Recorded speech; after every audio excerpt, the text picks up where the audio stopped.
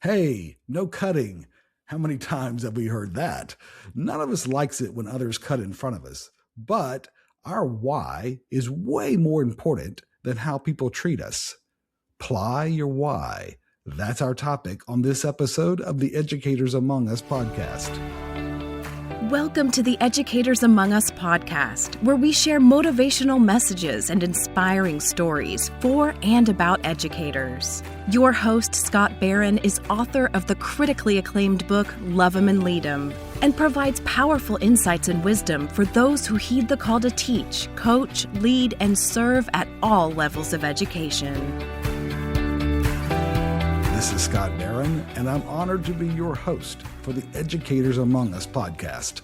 We love to give encouraging words and just perspective for those who serve in all levels of education. You're a blessing to a lot of people, more than you'll probably ever know, because you believe in them, you invest in them, you encourage them, you push them, you allow them to see beyond their limitations. As we've had a chance to ask people around the country, even around the world, hey, let's talk about some educators who most impacted your life. They almost always speak to people who do that, right? They especially believe in them, they encourage them, and they move them beyond what they really think they can do. And it's a powerful thing to be an educator. You have a power to speak hope and truth and great encouragement in the lives of others. And that's exactly why we do this, because educators are often like those angels and the angels among us who are with us. And sometimes we underestimate their impact and the opportunity we have to be a blessing to others. And so we're grateful for the opportunity to be a part of your life and your journey, and hopefully are able to share some insights that will help you stay on the path. Because especially we know that on that path, we call it the journey of excellence, where we're all trying to become the best version of us. And that means we take feedback sometimes in coaching, but every now and then we have to encounter people who cut us off, right? They may cut us off in different areas, but being cut off it usually can cause us to react, right? Overreact sometimes, right? Because we assume their motives, and we get angry and sometimes sad and even rejected, or we want to pay back, right?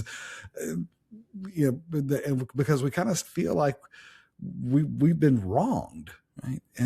But there's a problem with that approach, right? It's like Viktor Frankl said one time: if you consider yourself a victim, you are not going to have a good life. Right? You're not, right? Because your mindset isn't ready to even enjoy the things that are all around you, that if you look for them, they're there, right? He said, refuse to let your inner self be conquered by your external circumstances. Refuse to let your spirit, your soul, your heart be conquered by those things that you have no control over. Those things. You can't control what people do in terms of their behavior, their attitude, the other pieces, but there are things that we do control, and that's the call, especially around our why, right? No one likes to have others cut in front of them, right? Whether we deal with kids in schools or other places, or adults, and whether it's at the water fountain or the lunchroom or the carpool line or during the race, right?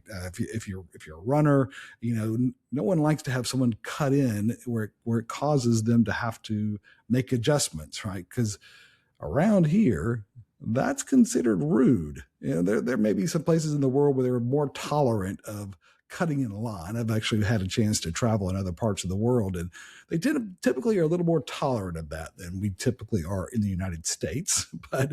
But cutting in can throw us off, right? It depends on whether we respond or react, right? It makes a difference. People, they still do, even though they know it's something that is wrong, they do it, right? It's kind of a power move that communicates that, hey, my goals are more important than yours. Right? My time is more valuable than yours, and I want to get ahead. Right? And it can become a disruption. It can disrupt our spirit and our mindset if we let it. Right? That's a choice. Right? We remember our purpose. When we remember our why, right, we can endure. We can even find joy in those hardships, because sometimes it's not just a subtle thing. It's not just a cutting in line. They're actually cutting us out there. We're having to make some pretty significant adjustments because of the decisions of other people. But we have both the power and the freedom, right, to not be conquered, to not be controlled. Those are choices that we get to make. And if you're wise, if you want to find the greatest joy in life, that's what you do, right? It's a conscious choice. We don't yield that to other people. We own it, right? Hey, listen, Paul said you were running a good race. Like you were on track. You were really doing well. But who cut in on you? Who cut on you to keep you from obeying the truth? That kind of persuasion, that does not come from the one who calls you. And this is from Galatians 5, verses 7 through 8, right? Hey, who cut in on you? Why are you going down that path? Why are you all caught up in an anger or sadness or whatever? What's wrong? I mean, come on, right? I mean, you were given a purpose, right? And when other runners are trying to pass you, right, or pass us, right, sometimes they cut it too close. They kind of force us to break our stride or even take evasive action in order to avoid contact. I mean, we might you've seen runners where sometimes they fall because someone cut it too tightly in front of them, and they cut them off, and now it causes all kinds of havoc. It forces us to make adjustments, right? People can and they will cut in on us. Right? It could be intentional. It could be unintentional. We don't know, but it throws us off our game, right? They're trying to throw us off our game, at least with foolish words, with competitive positioning, with manipulation, right? And the list goes on. And there's all kinds of reasons that people may cut in on us, right? And we may bend, right? We may bend under the pressure of that. We may have to make adjustments, right? But we don't break. Right? We don't allow our spirit to be broken. Because why? Because we have a why. We have a purpose. We have a calling, right? Courage is found in living on purpose rather than simplistic positive thinking. This isn't just sort of made up stuff that we try to anchor into. We actually have stronger anchor points than that, right? To be yourself in a world that is constantly trying to make you something else is the greatest accomplishment. That's Ralph Waldo Emerson, right? To be yourself in a world that is constantly trying to force you to change direction, constantly trying to cut in on you, right? To be true to who you are, who you were created to be, man, game changer, right? So stay true to the truth. And listen, this is not just mere opinion energized by motivative reasoning, right? We're not just kind of making up our own truth here, right? It's that which is eternally and reliably true over time and throughout generations. There is truth. If you seek it, if you seek it with all of your heart, if you seek it first, there's a promise that it will be given to you, right? But you have to stay true to truth. You have to stay true to people as well. If you want to overcome when people cut in on you, when they put you in difficult situations, stay true to people, right? Build relationships and reputation so that when someone tries to throw us off stride, the people around, hey, listen, they already know who we are. They know what our heart is. They know how we handle things. And they're willing to give us the benefit of the doubt, right? That's the value of having that strong grapevine, that strong network of relationships, because we can use it when we need it, right? It's a valuable part of our leadership in our life. So Stay true to your calling. If we keep striding decisively towards our why, those trying to cut in will simply find themselves frustrated, right? Because they've run into an unexpected point of resistance, right? They realize that our focus and our motivation, it can't be broken. We're so relentlessly focused on who we are. We know who we are. We know why we're here. We know where we're going. That is an irresistible force. And it's one that we're fully committed to because we care, because we know how to love, we know how to lead. So apply your why this week, my friend, purposely persevering through the pressure and the pain to sustain joy in the journey.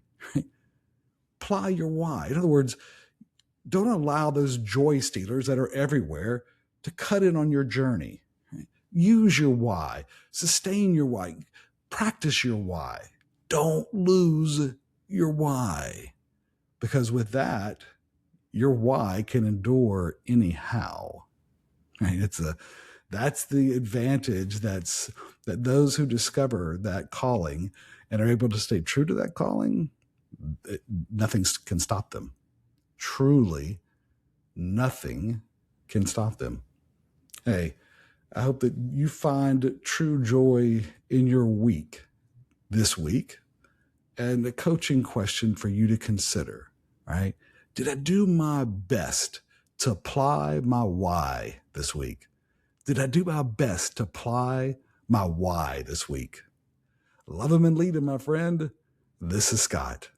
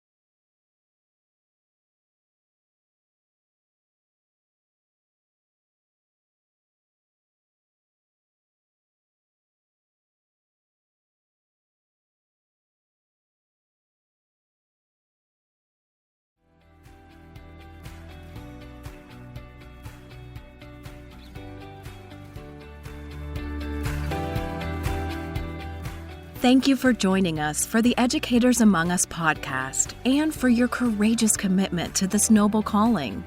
We get you and the challenges of this work.